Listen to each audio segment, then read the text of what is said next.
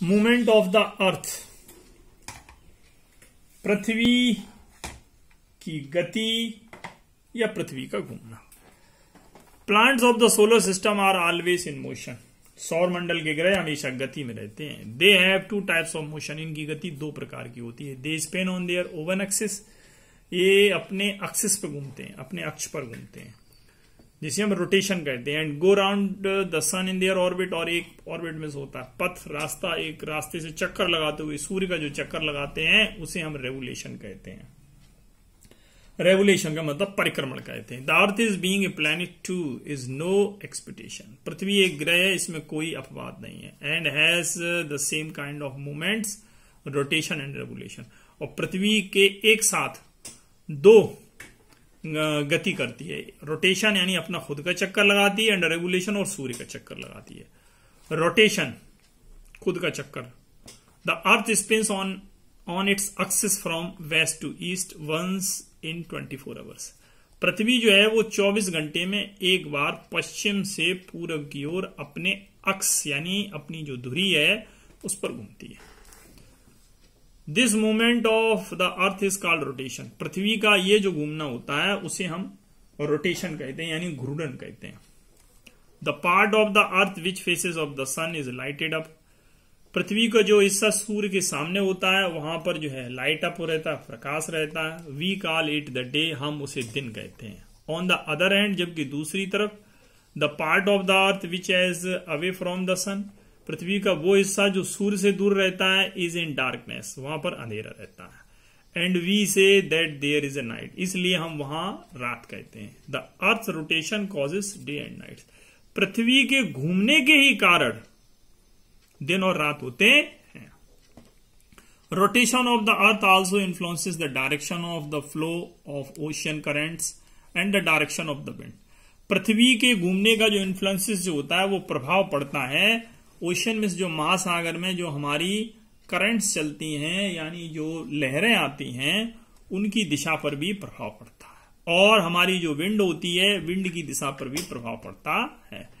It also causes the tide, पृथ्वी के rotation की वजह से ही टाइड्स आते हैं। टाइड्स का मतलब ज्वार भाटा आते हैं। The tides are the rise and fall of the sea level twice a day, tide जो होते हैं ज्वार भाटा होते हैं वो एक दिन में 2 बार आते हैं, अधिकतम और न्यूनतम होते हैं एक दिन में 2 बार।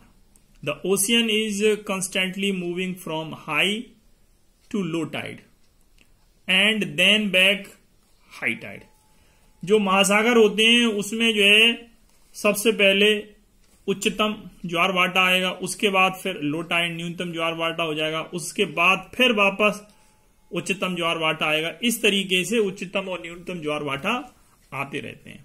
There are about 12 hours and 25 minutes between the 2 high tides, 2 अधिकतम ज्वार भाटा आने में 12 घंटे 25 मिनट का समय लगता है। वैसे तो आते ही रहते हैं हल्के हल्के, लेकिन एक आएगा सबसे हाई और फिर आएगा एक सबसे लो, तो उसके बीच में 12 घंटे 25 मिनट का अंतर रहता है। In the places located on the east, the sun appears first, then the places in the west. जो स्थान पूरब में उपस्थित हैं तो वहां सूर्य पहले दिखाई देगा, और जो स्थान पश्चिम में उपस्थित हैं वहां सूर्य बाद में दिखाई देगा। दस इस प्रकार Japan is lies the for east of the eastern hemisphere, इस तरीके से जो जापान है वो ईस्टर्न हेमिस्फीयर में है। ईस्टर्न हेमिस्फीयर का मतलब होता है पूर्वी गोलार्ध में है। Is called the land of the rising sun, इसलिए जापान को उगते हुए सूर्य का देश कहते हैं। रेवोल्यूशन, रेवोल्यूशन का मतलब होता है परिक्रमण यानी सूर्य का चक्कर लगाना। Apart from rotating on its axis the earth also moves around the sun, पृथ्वी अपने एक्स पर घूमते घूमते सूर्य का चक्कर भी लगा लेती है। This movement of the earth round the sun is called rotation, ये जो चक्कर पृथ्वी लगाती है सूर्य का, इसी को हम जो है वो रेवोल्यूशन कहते हैं यानी पृथ्वी का परिक्रमण कहते हैं। The path on which the earth moves, जिस रास्ते से पृथ्वी घूमती है, पाथ में इस रास्ते से घूमती है, इज कॉल्ड ऑर्बिट, उसको हम ऑर्बिट कहते हैं। और ऑर्बिट का मतलब होता है अंडाकार पथ। This path is not a circular, ये रास्ता जो है सर्कुलर नहीं होता, गोलाकार नहीं होता है, बट एग शेप्ड और एलिप्टिकल, ये एक अंडे के आकार या अंडाकार होता है। The earth takes 365 1/4 days to go round the sun. पृथ्वी जो है 365 सही 1/4 दिन सूर्य का चक्कर लगाने में लेती है। This is called a solar year, इसको हम सौर वर्ष कहते हैं, सोलर ईयर नहीं सौर वर्ष कहते हैं। बट इन अवर कैलेंडर्स, लेकिन हमारे कैलेंडर में, पंचांग में, लेकिन हमारे पंचांग में a year has only 365 days, एक वर्ष जो है 365 दिन का होता है। We leave the friction 1/4 and in 4 years are completed day is added to that particular year in the month of the February is making it 29 days। जो हमारा 1/4 दिन जो है वो फ्रिक्शन कम होता जाता है, वो 4 साल में कंप्लीट होकर एक दिन बन जाता है, और फिर वही एक दिन जो है हमारे यहाँ फरवरी का जो महीना होता है 4 साल में 29 दिन का रहता है, यानी हर 4 साल बाद पृथ्वी 29 दिन की होती है। This year is called the leap year, इसे हम लौंद का वर्ष कहते हैं। 10 लीप ईयर हैज 360 days, इस तरीके से लौंद के वर्ष में 366 दिन होते हैं। सीजन यानी ऋतुएं। Season are causes by effect of revolution of the earth around the sun. जो ये ऋतुएं हैं वो पृथ्वी का सूर्य का चक्कर लगाने के कारण होती हैं। It is due to the tilting of the earth axis, ये इस कारण होती है जो पृथ्वी थोड़ा टिल्टिंग यानी झुकी हुई है, पृथ्वी का जो एक अक्ष है वो झुका हुआ है। दिस द अक्ष is tilted at an angle of 23 1/2 degree. ये जो पृथ्वी जो हमारी झुकी हुई है वो 23 डिग्री कोण पर झुकी हुई है। It sometimes lean toward the sun and sometimes away from the sun, ये कभी कभी सूर्य के सामने झुक जाती है और कभी कभी सूर्य से दूर हो जाती है। Because of this different part of the earth faces the sun at different times of the year. इस तरीके से जो पृथ्वी का जो हिस्सा है वो वर्ष में अलग अलग समय पर सूर्य के सामने आता है। This give us the season, इसी के कारण हमारे यहाँ ऋतुएं होती हैं। The northern and southern hemisphere get different amount of sunlight over the course of the year. इस तरीके से जो हमारा नॉर्थन हेमिस्फीयर हैगा, जो हमारा नॉर्थन हेमिस्फीयर हैगा यानी गोलार्ध हैगा, उत्तरी जो गोलार्ध है हमारा और दक्षिणी गोलार्ध में अलग अलग मात्रा में जो सूर्य का प्रकाश होता है over the courses of the year, यही कारण है।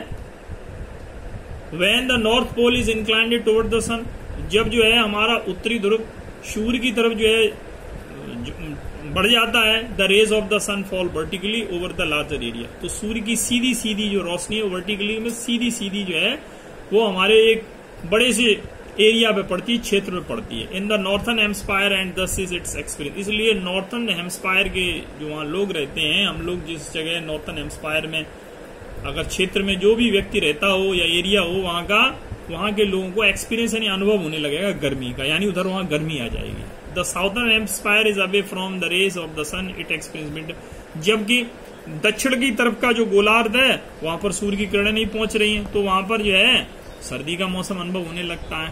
When the south pole faces the sun, जब जो है दक्षिणी ध्रुव जो है सूर्य का सामना करता है, the southern hemisphere experience summer, तो दक्षिण की तरफ गर्मी बढ़ जाती है। And it will be winter in the north hemisphere, तो नॉर्थन हेमिस्फीयर की तरफ सर्दी बढ़ जाती है। फॉर एग्जाम्पल, उदाहरण में आप समझिए, when it is summer in India, जब भारत में गर्मी होती है, it is winter in Australia, तो ऑस्ट्रेलिया में सर्दी पड़ती है।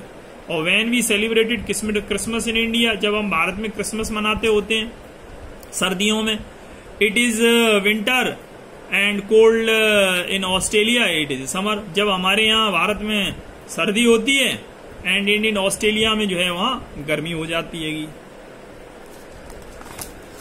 Approximately on June 21 the rays of the sun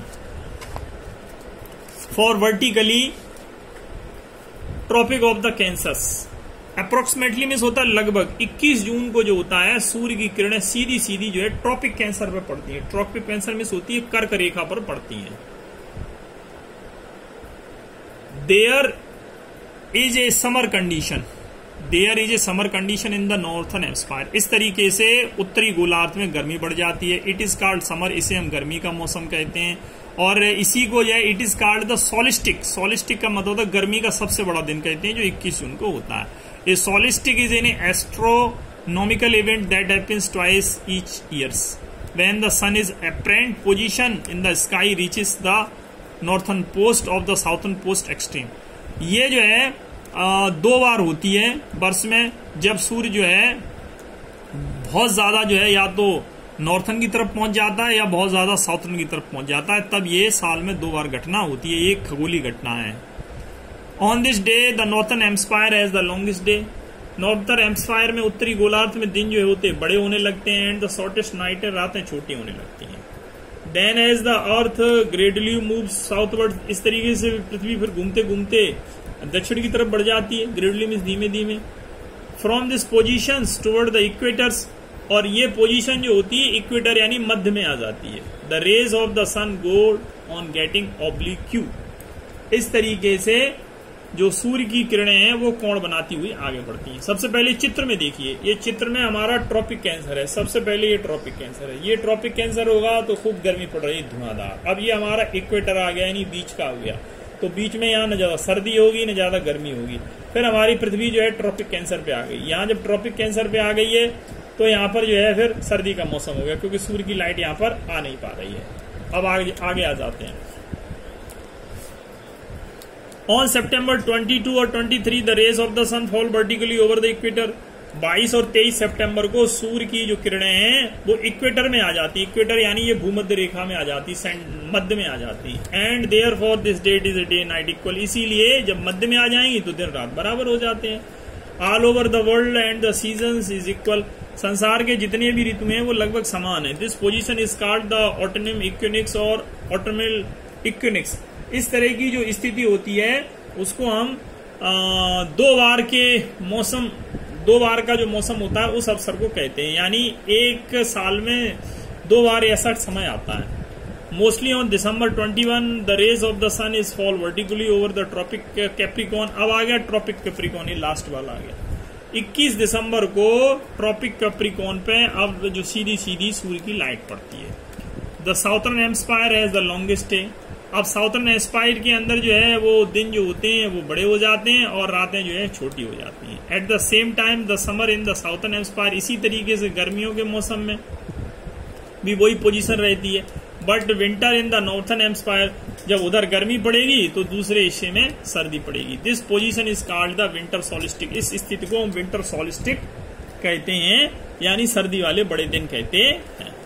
gradually the सन, वही कंडीशन होती है, फिर सूर्य आगे की तरफ बढ़ने लगता है, ट्रॉपिक कैप्रिकॉन की तरफ बढ़ने लगता है टुवर्ड्स द इक्वेटर, इक्वेटर से कैप्रिकॉन की तरफ बढ़ता है। जब कैप्रिकॉन की तरफ बढ़ता है तो tropic Capricorn towards the equator यानी भूमध्य रेखा की तरफ बढ़ेगा सेंटर पे, तो दिन रात फिर बराबर हो जाएंगे। तो 20 मार्च और 21 मार्च को rays of the sun is only vertically over the equator, और 20 और 21 मार्च को फिर जो है इक्वेटर पे आ जाती है। ये जो आपको इक्वेटर दिख रहा है सेंटर पे फिर आ जाएंगे।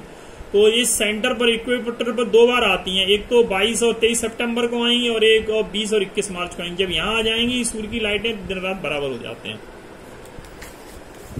The day and night are equal and the season is equal, इस तरीके से ये दिन रात बराबर होते हैं, इसके लिए इसको समान ऋतु कहते हैं। This position is called the spring equinox और वर्नल इक्विनिक्स। इस तरीके से इस मौसम को जो है हम बसंत का मौसम कह सकते हैं। This condition is similar so that सितंबर 2 बार होती है, एक मार्च में होगी और एक सितंबर में होगी, 22-23 सितंबर को और 20-21 मार्च को। Thus we find that the motion of the earth causes day and night as well as the change in the season. इस प्रकार हम ये समझ सकते हैं कि पृथ्वी जो है के घूमने के कारण ही दिन रात होते हैं और पृथ्वी के घूमने के कारण ही जो ऋतुएं हैं वो बदलती हैं। अब हमारा देखिए चित्र में देख लीजिए, ये हमारा चित्र दिया है समर सोलिस्टिक का दिया हुआ है। तो समर सोलिस्टिक में ट्रॉपिक कैंसर पे आ गई, गर्मी हो गई, इक्वेटर पे आ गया, बीच का मौसम हो गया, और ट्रॉपिक आपका कैप्रिकॉर्न पे आ गया, मकर रेखा पे आ गया तो सर्दी हो गया।